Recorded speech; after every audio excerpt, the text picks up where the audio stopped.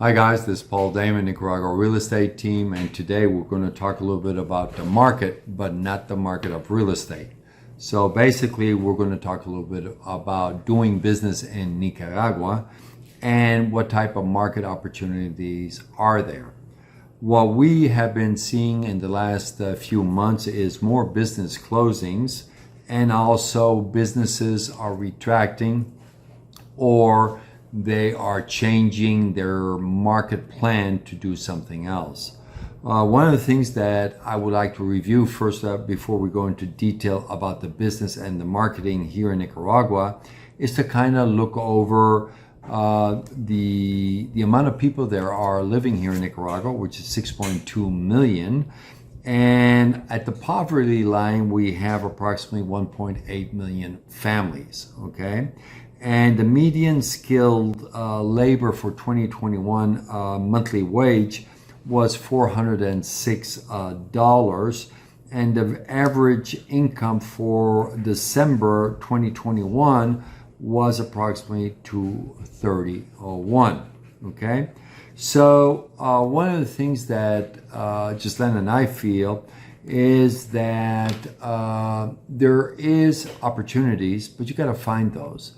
A lot of people that we have seen recently come to Nicaragua is, hey, I used to do yoga instructing, or I used to do hairstyling, etc. I'm going to do that as part of my business plan so that I can submit that, because I'm in an age that I have to create a business to fall under a visa that allows me to work and live in Nicaragua, okay? Which sounds really good and reasonable to do, but the question is, are you going after that opportunity that will save you the money, protect your investment, and allow you to live off your labor?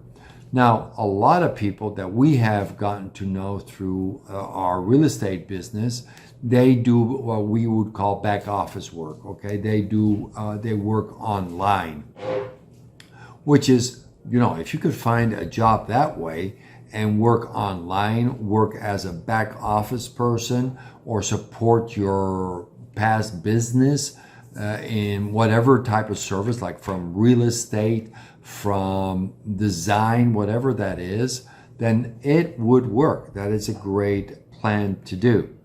But then we find another group of people that were small businesses back home in Canada or in the US or in Europe, and then want to use that expertise to build out a business here in Nicaragua. So the problem that I see from my personal viewpoint, and that's what it is, my personal viewpoint, is we have a very small and tight market, a size market. So size meaning how many expats are there and how many top middle class people are there in Nicaragua that can buy or are willing to buy my services. So 1/5 of the population here in Nicaragua is considered middle class, okay? But that falls under a medium income of $406. So coming back to the question, how much money or how much do you need to sell your products and services for to enable you to make not only a decent living, but allow you to support your family? And are there enough people that are willing to buy your service? So, when I look, for example, in Granada, how many masseuse people we have, and I recently talked to somebody, I said, how's your business going?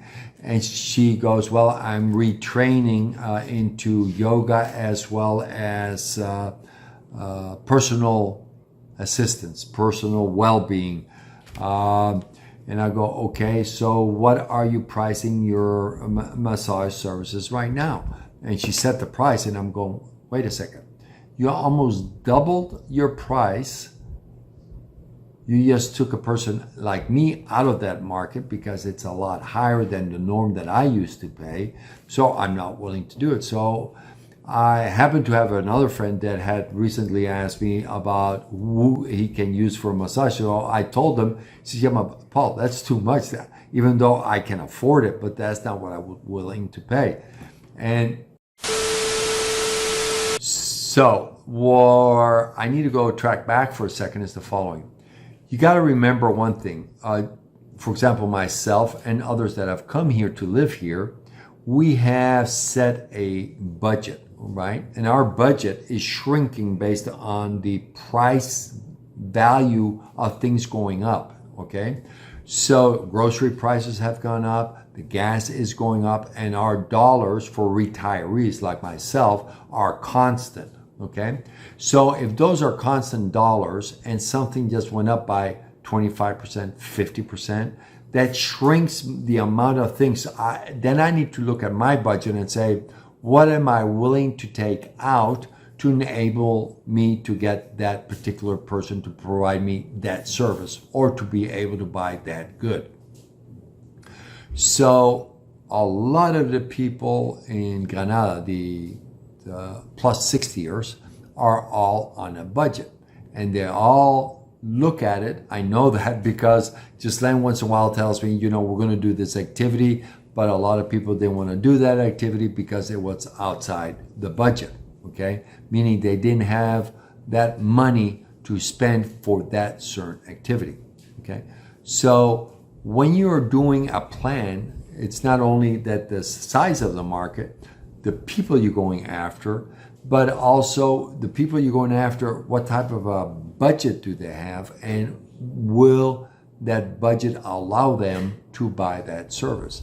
I think if we spend more time in talking to people about different opportunities, I think we would maybe see less failures, or we will keep on seeing the failures because the people like ourselves, we're also finicky. Let's be honest. You know, we might be going to one restaurant one week, and after a few weeks, we go, you know, that was a good restaurant. It was fun, but it's boring. It no longer provides us the incredible service. It doesn't provide us the incredible food anymore. It kind of slacked down. It happens. So, you know, consumers like ourselves, like everybody else, are very, very finicky. So all I'm trying to do here is to say, you know, if you're going to invest, be careful where you invest. Take your time, evaluate it. Yes, I know you're going to say, well, Paul, I want residency as quick as possible. I need to do a business plan. But, you know, before we came here, we spent a year, almost a year, going back and forth, trying to figure out what exactly we were going to do. Yes, we ended up on real estate because we felt that that was the best opportunity at that time. That might change. That might change based on the new laws that came about a month ago. So coming back to real estate, we did it because we've been doing this for now 20 plus years, and we saw a tremendous opportunity to provide a service to our clients. And now with the new law change, we even feel stronger with our decision based on our experience to continue this type of service. So you all take care, be careful out there, and I hope I was able to provide some additional services as it relates to the market size and how to analyze it. Take care.